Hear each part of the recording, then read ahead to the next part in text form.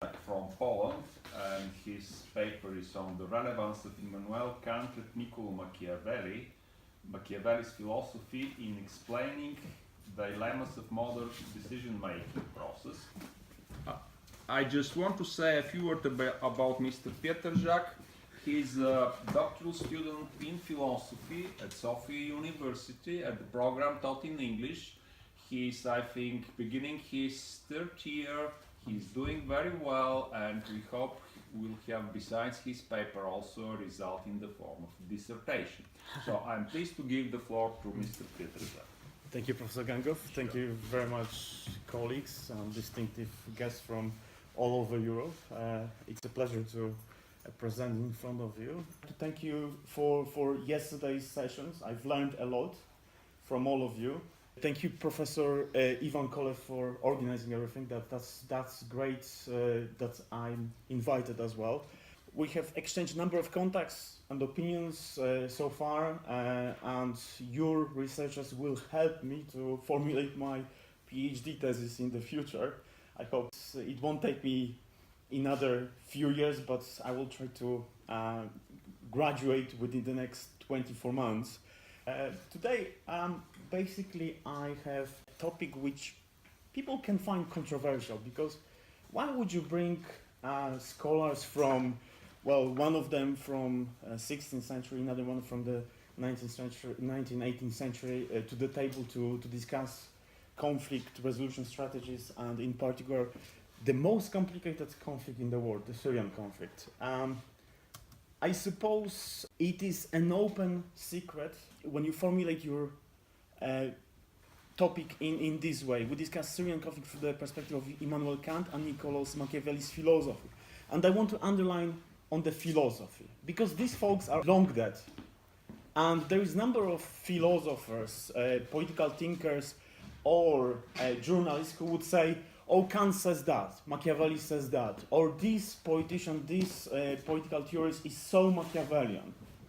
Well, but we do this as philosophers as very big misfavor by characterizing them in that way.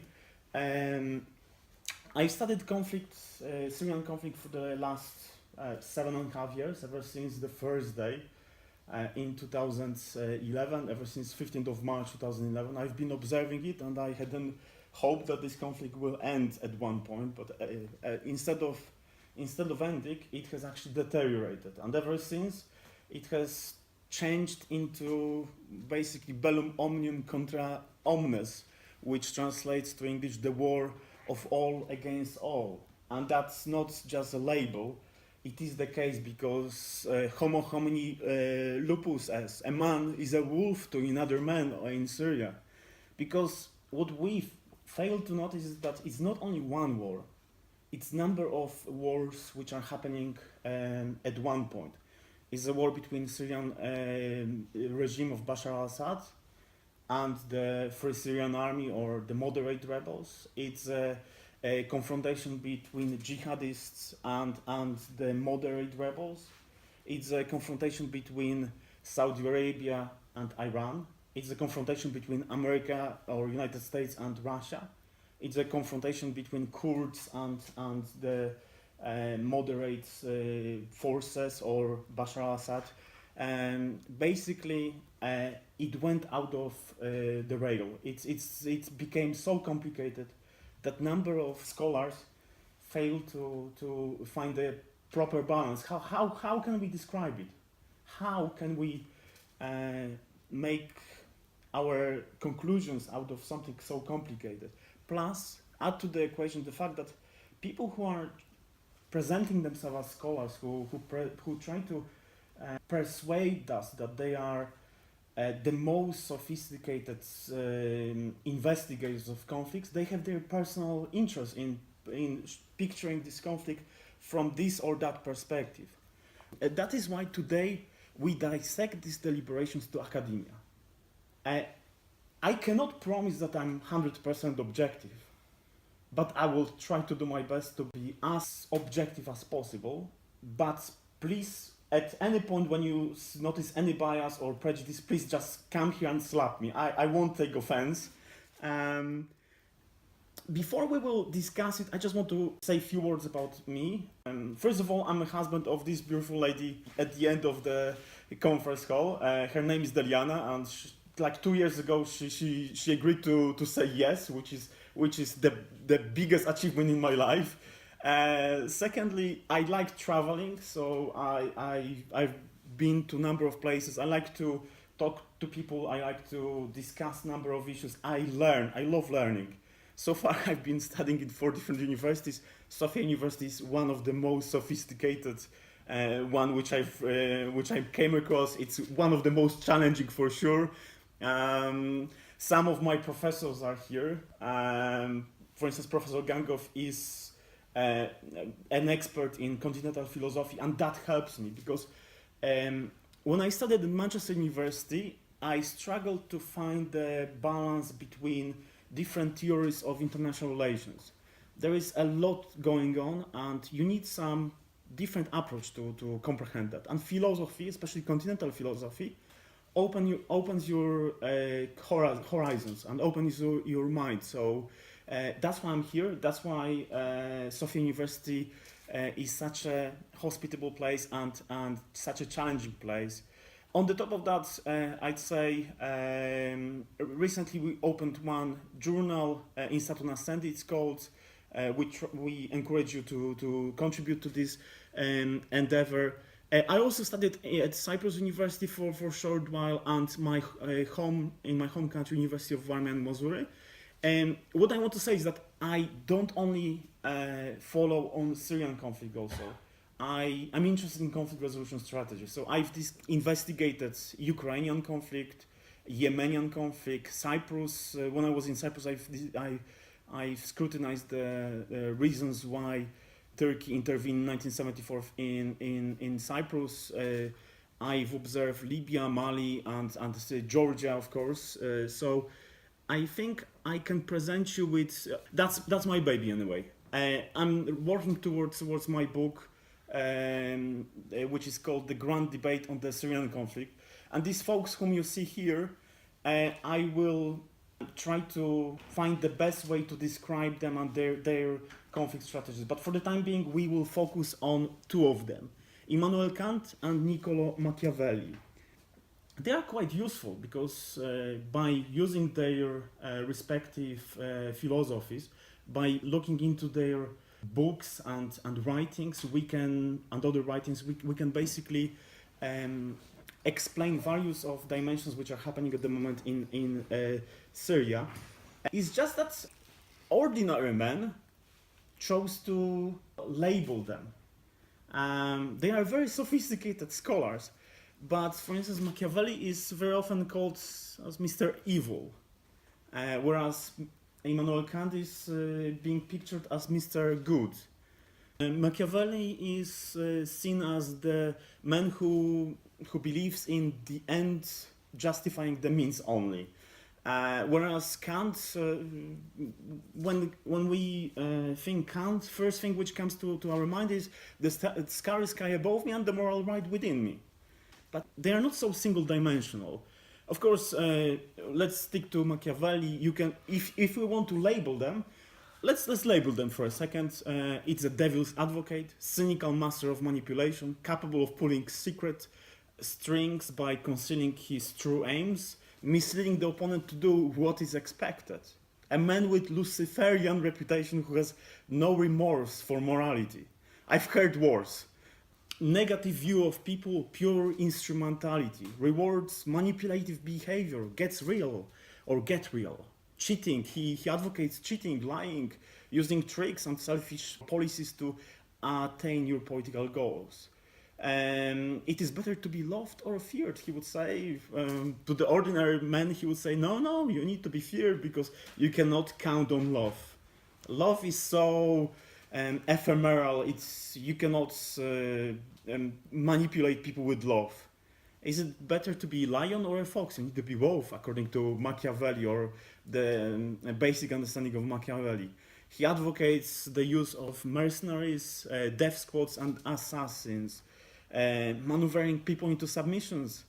According to his description, you need to be very cool and you need to have evil plan in order to achieve anything in politics. In the meantime, Immanuel Kant is the man who invented the first categorical imperative, the golden rule, which says the only in accordance with that maxim through which you can at least at the same time will that it becomes a universal law. Treat others how you wish to be treated, in the translation to normal language. We know Kant for Kantian ethics, universal world republic. When you look at him from the perspective of international relations theory, you start with a perpetual peace philosophical sketch on how to govern the countries, the republics, in order to build the world republic. He shows a practical application of his system of secular ethics. Inadvertently, he's considered to be founding father of the liberal school of international relations. He's known for his ethical idealism, a careful investigation of relationship between religion and morality. He presented his posterity with the new approach to morality, which was revolutionary at the time. He was very, very strong on understanding. The morality is not only, you cannot be moral if you don't understand what you're after. You need to understand what's moral and what's not, and then you can call yourself a moral man. In the ordinary's man understanding of Kant, these principles must be valid for all rational beings in all circumstances in order for universal law to be without contradiction. And that's just I'm generalizing. I'm very much generalizing because we have 15 minutes. But you know, at that time when they were alive, there was no Pulitzer, there was no Nobel Peace in Literature. So in order to recognize their achievement, I suppose Catholic Church ostracized them both by listing them on Index Liberum Prohibitium, which at that time it was a massive recognition. Yes, you need to be, according to the Catholic Church, evil to enter, but they open people's mind to something completely different. You know, the Immanuel Kant, the very fact that he said that you don't need religion to be a moral man. Basically, all of the Catholics started to chase him. They almost treated him like Galileo. With Machiavelli, when you read Prince, yes, you can be under misconception that he was an evil man because he wrote all of that, which he consisted in the Prince. But we forgot one very important thing. We forgot the fact that they wrote other things, and we just know them for the basics. For the most approachable thing which they wrote, for the masses, for the common man, for the ordinary man. Philosopher is the man who goes into the bottom of the things, dig deeper, don't stick to the surface. But we ordinary men, I still don't call myself a philosopher. I'm still not there, so I still crave for better understanding of these philosophers. So for the time being, I will behave like ordinary men. So if I stick to the ordinary understanding of these philosophers, if I was Machiavelli, or if I was about to use Machiavelli in order to describe Serbia, I would say, this man is evil. He pursues his political objectives in order to support this man. And that's true in most of the cases, but the very fact that we label Putin as Machiavelli, or Bashar al-Assad as Machiavelli, or Iran, or Syria, or Turkey, or USA as Machiavellian, is not doing any good either to Machiavelli or to the Syrian conflict, because we are somehow working under this crazy misconception that we can get the basic understanding of something which is complicated by insulting something, or finding the way to, I don't know, exploring reality by using something which shouldn't be used. In order to understand something, you need to read about it, or experience it, or be systematic about that. In the meantime, if I was about to be Kantian, or if I was about to use Kantian approach in the ordinary way, I would say, oh, thanks God, President Donald Trump, you sent these troops which bombarded Syrian for misbehaving in Syria. Thanks God, you've used your rockets to bomb Syria even more. And, well, we all know that that's not the case, and we all know that it's a little bit more than that. Of course, we can replace Donald Trump with Obama, who from my perspective was quite rational in what he did by not intervening in Syria, even though all of the people say, oh, you're not very Kantian. You don't follow the moral law, you need to intervene, you need to help people, because if you don't bomb these people, they will be not bombed, and the Syrian conflict will go on and go on and go on. Putin, well, I'm not going to mention President Putin again because I think this, what I've said before applies to this as well. But what I want to say also is that when we again discuss Syrian conflict or the complicated matter, like I mentioned before, it's not one war, it's at least few wars happening at once. It's a war for prestige, it's a war for survival, for Bashar al-Assad, it's a war for freedom, Free Syrian Army is the war for the independence for the Kurdish people.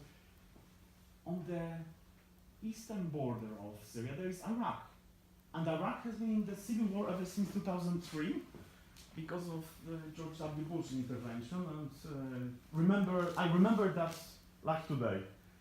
At the end of 2003, George W. Bush saying mission accomplished, and being on the massive air carrier and acknowledging that we did the best thing in the world, we bombed this nasty dictator, and now these people will be free, liberated.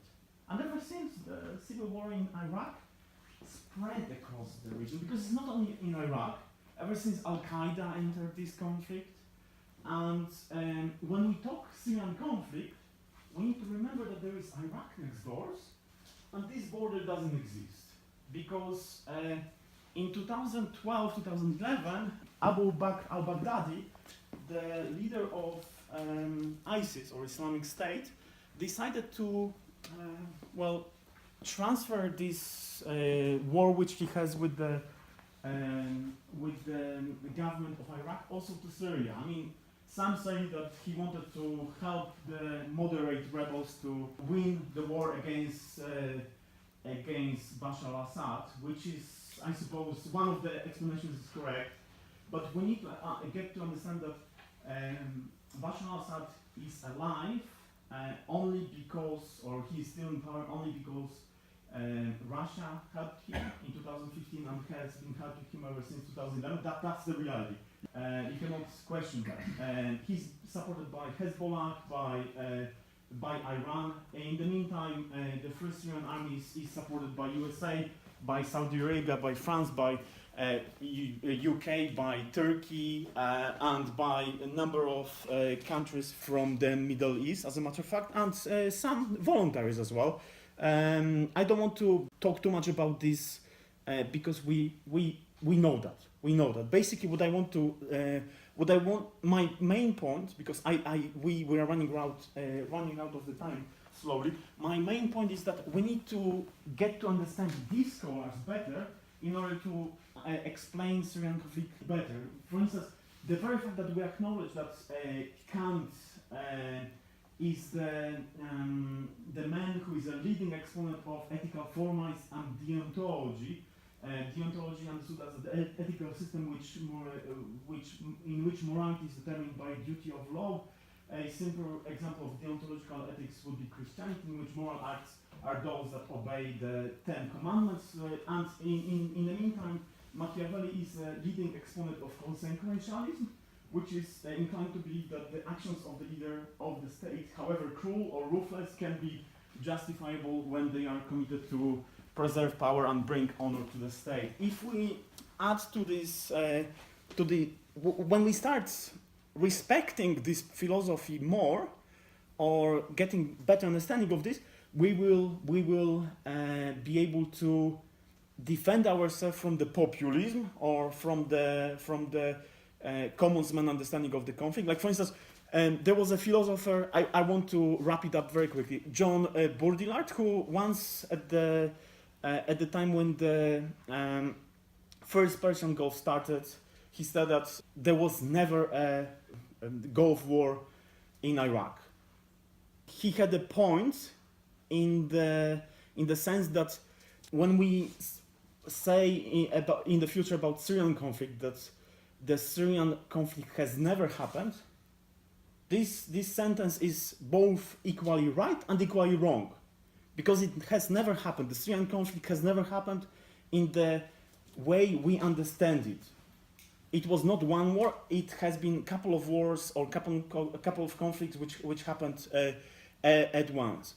What I'm getting at that in order to understand conflict, you need to have a objective view on the conflict. So I've chosen Machiavelli and Kant to bring to equations a couple of interesting features about this conflict, but I strongly encourage anyone who has different opinions, who doesn't like Machiavelli or Kant.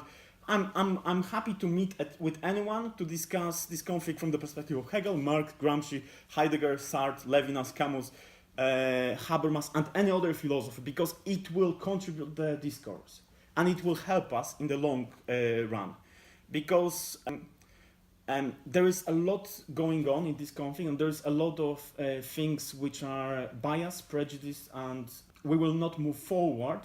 We will not resolve this conflict if we will not be objective about it, or if we will not aim to be objective. And in the pipeline, the Syrian war is happening ever since 2011, but we have, look how many wars happening simultaneously in the world. Libya, Iraq, Afghanistan, Myanmar, Congo, Mali, Nigeria, Somalia, South Sudan, Yemen, Lebanon, and we have, maybe not Lebanon, but it is civil war on the surface, waiting to happen. So we have moral responsibility. Yes, I will use Kant. We have moral responsibility as philosophers to talk about it. We cannot just stick to our agendas. We need to be open to that. We need to bring to the table at our philosophical discussions also conflict resolution strategies. Or I strongly encourage everyone here at your respective universities to commit 1 minute per lecture to just bring it to the table, because these young people are craving for this information. Even mention that. Even mention something important. Not only go with your agenda. We have responsibilities. For instance, one thing which I want to acknowledge is the fact that ever since 2011 up to now, we've paid a lot of attention towards Syrian conflict, and this conflict is on the media, on the table. People are meeting to discuss it. But for instance, how many of you know Congolese civil war between 1998 to 2003, 2008? How many people died there? Have you ever heard about this conflict? 5.4 million. And the media is not doing anything to tell us that. So there is not one Syria, there is many Syrias all over the world, and we are just silent about it, or we just don't care. One thing which is extremely dangerous now, Venezuela. Do you know how much it is? How much do you need to pay for one chicken in Venezuela? There's hyperinflation happening now. Yeah, it's 14 million bolivars, which translates to $54, which is equal to monthly salary. How do you live? Wars don't happen out of nowhere. They happen because people cannot live under the circumstances which they are in. So my point is that we need to do something about it. There is a lot of inequality in the world, and we need to do something with that one. We need to make sure that we are not sticking to our own environments. We need to be open-minded, but we are in this room. We need to spread this message. I've run out of my time. If there are any questions, if I can. Yes, please. If you have any questions, I would like first to thank to Piotr. Thank you. Please feel free to ask your questions, to make comments. We have about 7 minutes, so it's quite a time to ask and your answer. Yes, please. Thank you. Thank you. I think this is a terminological. Mhm. So, okay, Kant is a deontologist, Mhm. but Machiavelli, the way I label Machiavelli in my mind is always rather than consequentialism, opportunism. Opportunism, yes. Opportunism. Because when I think about consequentialism, so deontology is a moral theory, right? It's about the morality. The morality consists of law, moral law or duty, and consequentialism, the moral theory that this is the way I answer it. The moral theory that says morality of an action consists only in the consequences of it. So, and also, of course, the most popular version of utilitarianism is about maximizing happiness. This, though, here says consequentialists inclined to believe that actions of a leader of the state, however cruel or ruthless, can be justifiable when they are committed to preserve power and bring honor, but no happiness, for example, not maximizing happiness. I think he was. Utilitarians would disagree. So just a terminological issue, because utilitarians are consequentialists, but I think utilitarians would disagree with this formulation of consequentialism. I think I agree, because Machiavelli was also about happiness.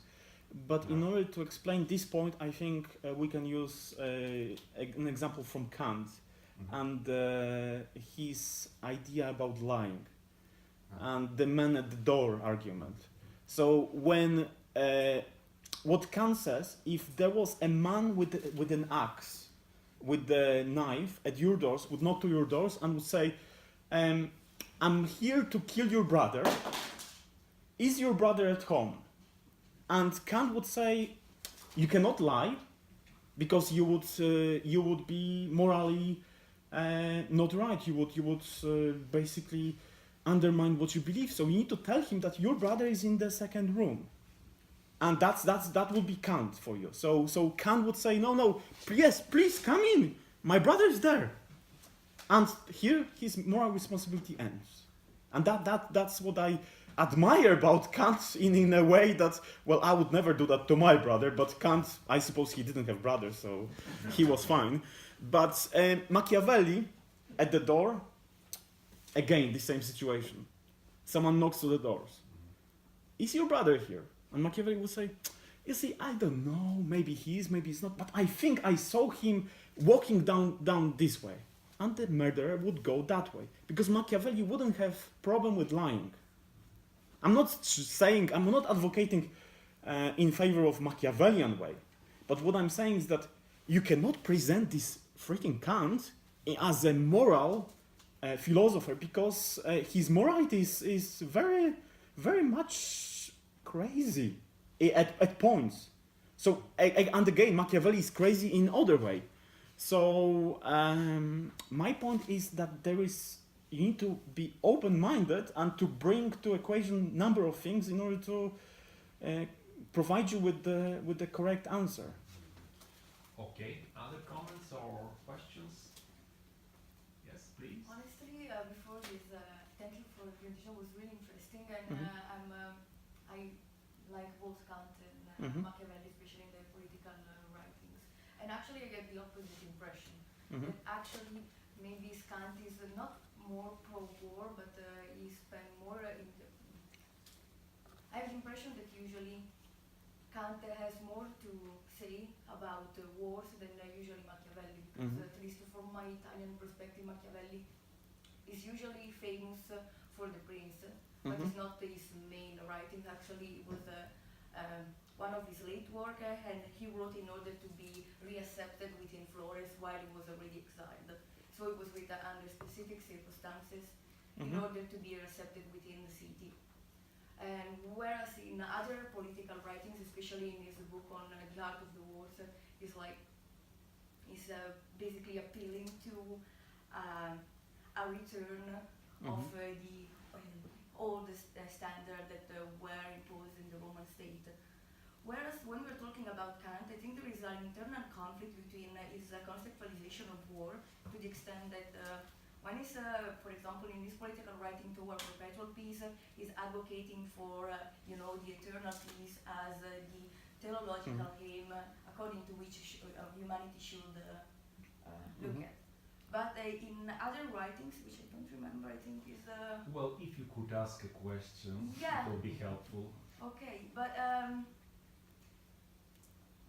my question is, how do you solve the tension, especially let's stick with Kant, between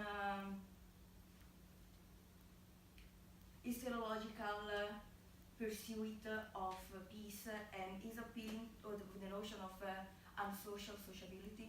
You know, in other texts is saying that it's basically based on obs. Sure. That, Just to answer your question, I think, how do I solve this problem?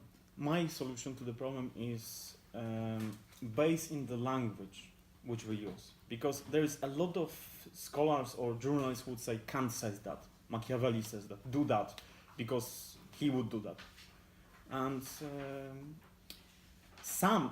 if we rephrase it, some of Kantian writings suggest you to do that. Some of Machiavellian writings would disagree with that. So we as scholars, we have responsibility. We need to bring to equation in our language what we know, and it's basic sentence structure. We cannot say that something is certain if it's not. Kant is not alive, Machiavelli is not alive, so we cannot ask them. And that's why we cannot frame into the arguments these people. We can say that some of their philosophy, some of their writings advocate in favor of something, but we cannot do that. Across the ocean in the USA especially, people tend to oversimplify certain aspect of Kantian philosophy and Machiavelli as well. It's just that in the USA, Machiavelli is being taught to American students through the lenses of Hans Morgenthau, the philosopher or the political theorist who brought Machiavelli to the USA in 1948. And we are aware in Europe or continental Europe, we are a little bit ahead. We should be happy about the way we do science in Europe, because we are quite complex with what we do. Thanks. Thank you. Now, I also was impressed by Piotr's presentation, but I'm going to ask him a question in the break because our time is running. I also encourage everybody else if have more questions Definitely. to us in the break. And now I'm giving. Thank you very much. Thank you. Now I'm giving the floor to our second presenter, Mr. Haroni from Sweden, and his paper is on epistemic integralism and the basis of justification.